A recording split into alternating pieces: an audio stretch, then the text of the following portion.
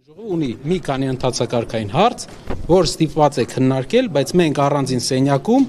իմ առաջարկով չենք հանդիպել, որովհետև չեմ ցանկացել տեսախցիկներից զատ հանդիպումներ ունենալ։ Խնդրում եմ տեղեկությունը ճշտեք, դուք հնարավորություններ ունեք ճշտելու, նոր կարծիք հայտնեք մեր քայլերը հանրային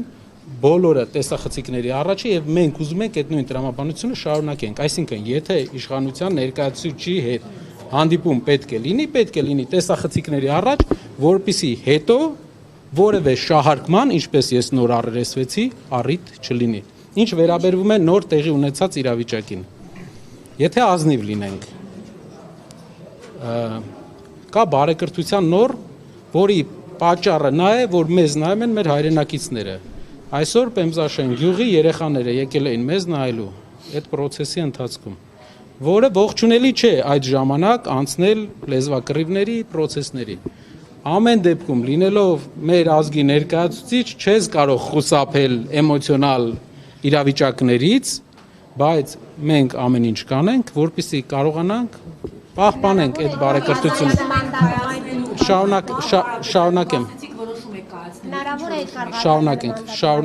Շարունակեմ։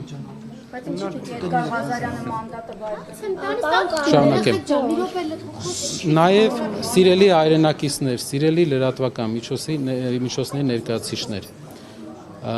այսպիսի անջրպետ ունեցող գաղափարական ուժերի լինելը մի դահլիճում, դա բավական ամեն րոպեվա աշխատանք է, որը կատարվում է իմ կողմից եւ հնարավոր է կատարվում է նաեւ դիմացի կողմից։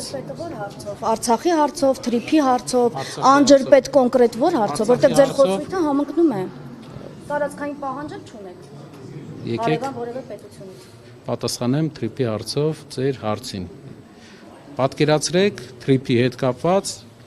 հարց է գնում միջանցք է թե ճանապարհ։ Մենք ունենք դիլեմա՝ միջանցք է թե ճանապարհ։ Մենք ունեցել ենք մեծ քննարկում խմբակցությունում։ Մենք ասում ենք, մեկը ասում է միջանցք է։ Վաղը այդ ուժը դառնում է իշխող ուժ, գնում է հանդիպում է Իլհամ Ալիևի հետ եւ ասում է, որ սա ճանապարհ է։ Ասում են, չէ, ո՞նց է ճանապարհ, եթե դու ամբողջ ընթացքում ներկայացրել ես որպես միջանցք։ Վաղը մենք, եթե այսօր մենք հասկացաք, թե մի անգամ էլ փորձեմ ներկայացնել իմ, եթե այսօր մենք խոսենք թրիփի մասին, ասենք, որ դա միջանցք է, վաղը իշխանության փոփոխությունից հետո մեր ուժը ստանձնելու է բանակցային դիրք։ Բանակցությունների ժամանակ, երբ որ մենք ասենք, չէ, սա միջանցք չէ, սա ճանապարհ է Հայաստանի սուվերեն տարածքով, մեզ դիմացի կողմը ադրբեջանական կողմը հարց է տալու, ասելու է ձեր քաղաքական ուժը, եթե մենք մեր այս ձևով չպատասխանենք, ասել է, որ սա միջանցք է։ Դրա համար մենք ասում ենք, սա ճանապարհ է, որպեսզի սահմանափակենք այդ մարդկանց ամբիցիան մեր երկրի սուվերեն տարածքի վերաբերյալ։ Մենք գիտենք ինքը ինչ ա տվել։ Մենք գիտենք, որ մեր երկրից ճանապարհ ա տվել։ Մենք գիտենք, որ այդ ճանապարհը տվել է, որ Լաչինի այդ ճանապարհը կարար եւ Լաչինի ճանապարհի փակվելու պատճառը այս ճանապարհն է եղել։ Լաչինը փակվել է, Արցախը տրվել է, դրանից հետո այս ճանապարհն էլ է տվել այս մարդը։ Մենք գիտենք էդի։ Մենք դա միջանցք է դա ըստեյության, երբ որ դուք Լաչինի հետ անալոգիա եք տանում, այդ պայից սկսած դուք ոչ։ Սակայն մենք պետքա պատասխանատու լինենք մեր խոսույթների մեջ հիշելով, որ մենք հետագայում այս մարդկանց փոփոխությունից հետո պետքա բանակցենք թուրքերի հետ, ադրբեջանցիների հետ եւ ասենք, որ սա ճանապարհ է, տնտեսական ճանապարհ։ Այդ իսկ պատճառով մեր երկրի շահի համար մենք կրկնում ենք։ Արցախի հարցով դուք ասում եք տարածքային պահանջ չունեք, ես օրինակ մտահոգություն ունեմ, որ սահմանադրությանը հետո վերջում կարող եք փոփոխություններին կողմ քվեարկել, որովհետեւ այնտեղ խնդիրը հենց հիմնականում Արցախից ազատվելն է։ Այդ հարցին էլ այս պահին Հայաստանի հասարակության այս պահին մեր հայրենիքի առաջնային խնդիրներից մեկը արցախահայության իրենց հայրենիք վերադառնալու իրավունքն է։ Մենք նախընտրական շրջանում ասել ենք, այս իրավիճակով արցախահայության իրավունքների պաշտպանությունը խնդրահարույց է այնտեղ, քանի որ չկա հողի վրա պաշտպանություն, չկա անվտանգ չեն լինելու։ Բայց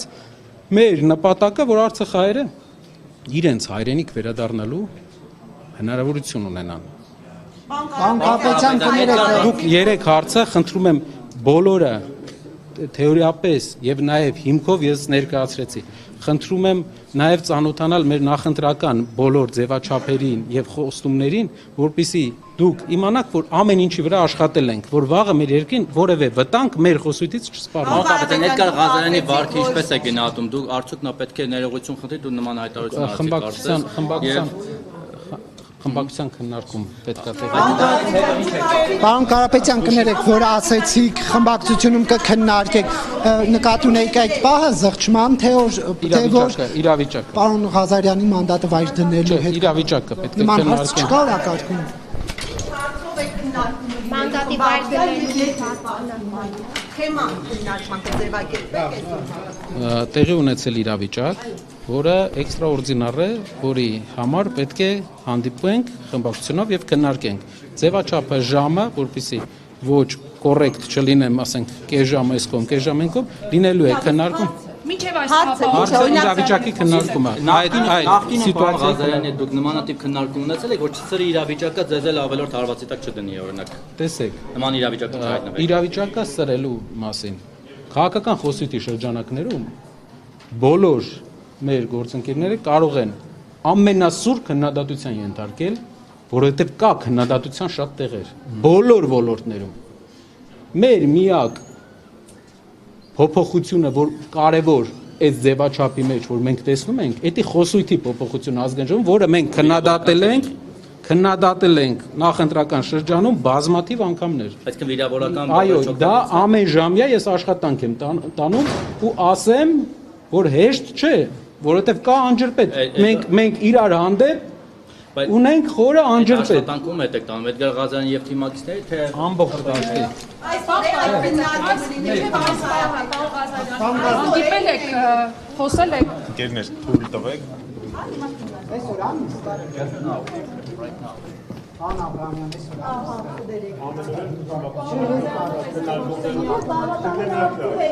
Աբրահամյան, դուք էլ եք ակտիվ միջադեպի ժամանակ, կարծես արդեն գործը հասնում էր բռունցքներին, ասում եմ արդեն հասնում էր, քաշքշոցը կա, ես տեսա նկարները հրապարակել եմ։ Անեջան, որ հասներ, կլիներ։ Ես քաշքշոց եմ հրապարակել եմ։ Անեջան, շնորհակալ։ Բայց պարոն Աբրահամյան, դիտարկում եք բռնցքներով հարցեր լուծելը։ Մենք հետևողական ենք լինելու, աշխատանքները շարունակել, բարեկրթության մթնոլորտում, շնորհակալ եմ։